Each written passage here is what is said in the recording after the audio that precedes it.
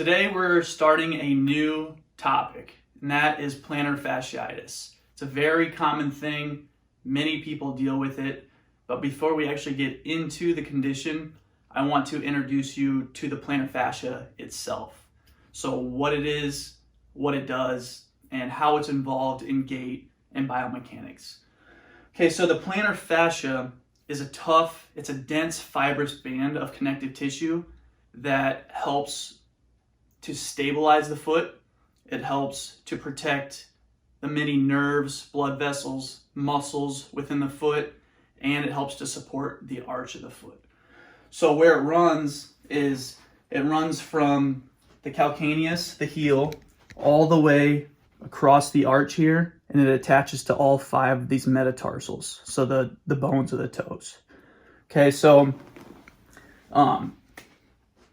when we get into gait biomechanics stuff, there's this thing called the Windlass Mechanism, which helps us stabilize the foot during gait. So there's 3 main parts to this. There's a heel strike, there's a mid stance, and then there's a toe off phase. So how the plantar fascia is involved in all of this. When we go into heel strike, so when you step forward and you hit that heel on the ground, the plantar fascia is slackened so it can accommodate for whatever surface that you're on. And we're going to assume that we're walking for this because running gets into different stuff.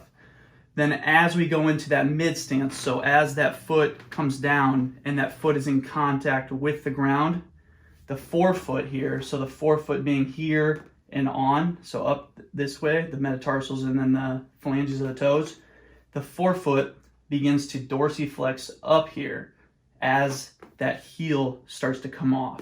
So it starts to come this way. When that happens, the plantar fascia under here, it winds up and it becomes tightened so that the forefoot and the heel become closer together. So this is dorsiflex and this is still on the ground. So that plantar fascia comes closer together. And then as we go into the toe off phase here, so propelling forward, that tight plantar fascia is going to create a tighter mechanism or a tighter lever to propel us forward and push off into the next gait cycle. Okay, so 3 main parts to that involving the plantar fascia in all 3 phases. And the more that we do that over and over and over, it can start to create some issues within the plantar fascia itself and the surrounding tissues. So if you run a lot on concrete, pavement, if you wear shoes that aren't supporting the specific mold of your foot, if you stand a lot on hard surfaces, these are all kind of just ways that this plantar fascia and the surrounding area can start to act up a little bit.